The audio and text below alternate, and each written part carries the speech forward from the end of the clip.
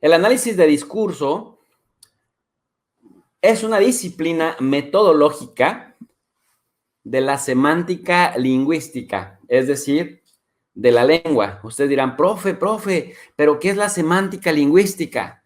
La semántica lingüística, queridos alumnos digitales del canal de Tu Profe DRI, es un subcampo de la semántica general y de la lingüística que estudia la codificación del significado dentro de las expresiones lingüísticas. Es decir, ayuda a detectar estos códigos de comunicación en las expresiones que utilizamos a menudo.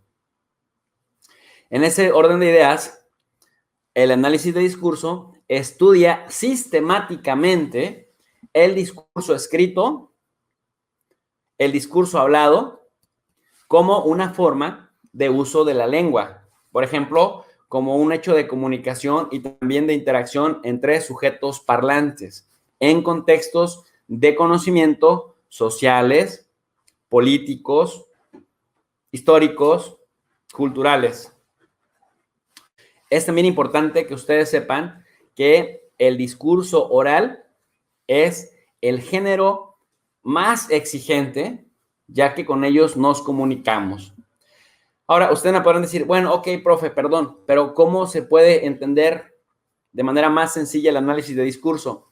Vamos a identificar la mayor cantidad de palabras que dicen, vamos a tratar de contrastar lo que dicen los sujetos que hablan para ver si en la realidad eso se corresponde, pero también para entender cuál es la intencionalidad del sujeto parlante. En ese contexto, pues, amigos y amigas, el análisis de discurso nos ayuda a identificar a los mentirosos, nos ayuda a identificar a los sinceros, nos ayuda a evitar que nos tomen el pelo.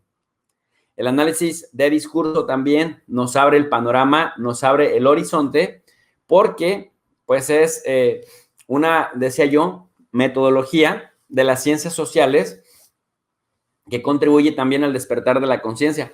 Miren, definitivamente quiero comentarles algo. El análisis de discurso, de pronto en las universidades, en las carreras de ciencias de la comunicación, en la ciencia, pues ahora sí que la comunicación en la psicología, etcétera, a veces no lo saben enseñar y entonces lo codifican mucho.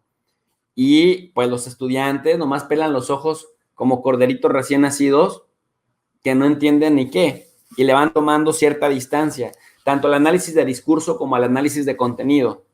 Por eso es que yo quiero que ustedes lo vean de una manera muy, muy sencilla. Bueno, dicho lo anterior, vamos a comenzar, pues. Lenguaje, comunicación, proceso, contenido, análisis de contenido, análisis de discurso. Vamos a hacer análisis de contenido. Bueno, primero, es importante que sepan ustedes que habrá un total de 6,044 anuncios que serán distribuidos entre 10 partidos políticos durante 6 meses para hacer campaña previo al día de la elección. Tomen nota, 6,044 anuncios distribuidos entre 10 partidos políticos durante 6 meses. O sea, nos van a volver loquitos con tantos anuncios en 6 meses.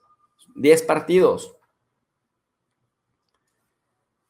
La elección tendrá lugar el domingo 6 de junio del 2021. En ese contexto, amigos y amigas, vamos a tener una frecuencia aproximadamente de spots cada 30 segundos, desde las 6 de la mañana hasta las 12 de la noche o las 11:59 de la medianoche. El Instituto Nacional Electoral administrará los 6,044 spots.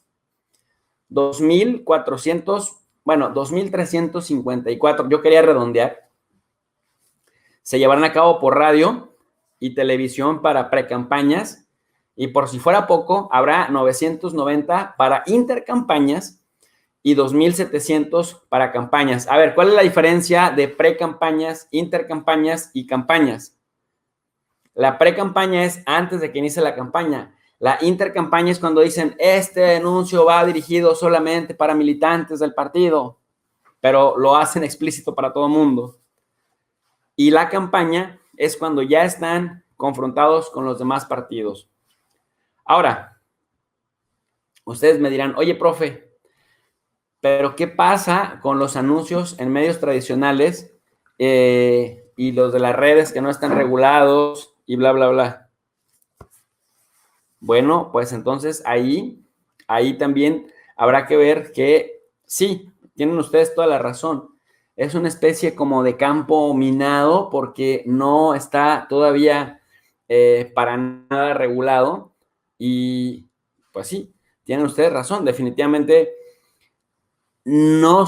aquí todavía no se suman los de Internet. Si ya de por sí radio y televisión nos van a parecer bastante lavado de cerebro, bastante lavado de coco, bastante demagogia, bastante populismo, bastantes mentiras, pues ahora imagínense sumándose a que nos meten a Internet, incluso muchos comerciales a fuerzas, de esos que ni siquiera puedes eliminar quitando el omitir mensaje. En ese sentido, pues, queridos alumnos digitales, quiero que me acompañen entonces a ver qué otras técnicas o qué otros estilos del análisis de discurso existen. Primero, un tipo de análisis de discurso es el análisis lingüístico. Este sería una especie como de aproximación que se podría llamar analítica, es decir, aproximación analítica que se inspira en la lingüística y que es sistemática de la escritura en general, que, bueno, es más accesible a un enfoque filosófico. ¿Qué se estudia en este tipo de análisis, en el análisis lingüístico?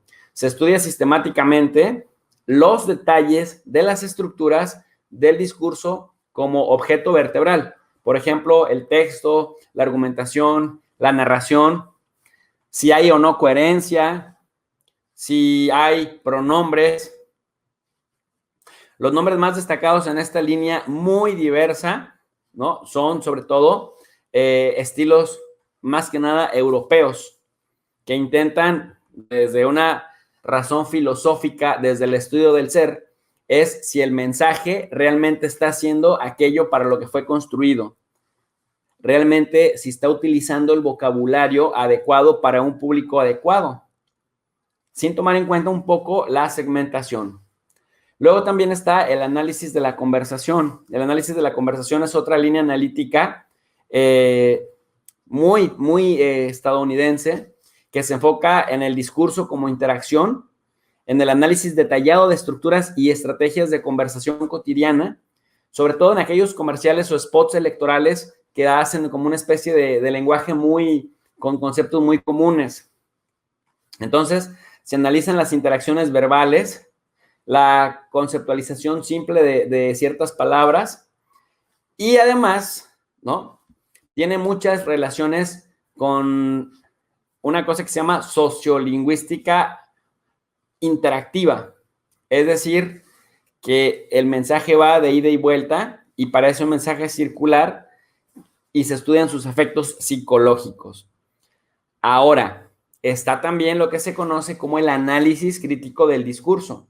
En el análisis crítico del discurso vamos a encontrar cualquier aproximación mencionada que se hace desde una perspectiva social, política y crítica y que se enfoca en la manera en la que el discurso se usa y se abusa, cuando se abusa de él, para establecer, legitimar o ejercer el poder y la dominación.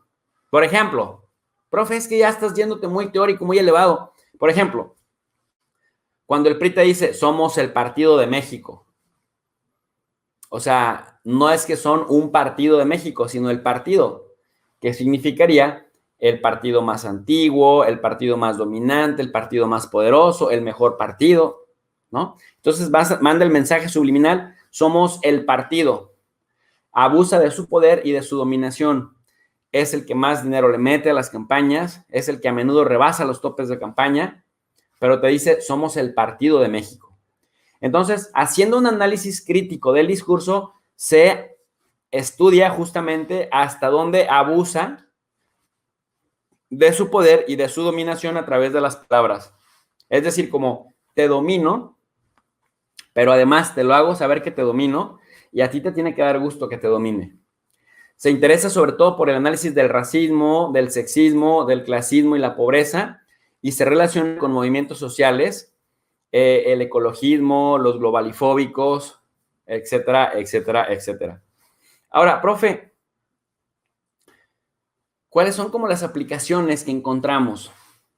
Pues prácticamente hasta ahora tiene una especie como de dimensión más teórica, más descriptiva, pero sí sirve el análisis del discurso para ver área por área de la sociedad cuál es la coherencia que existe entre un mensaje que se está dando y su correspondencia en la realidad.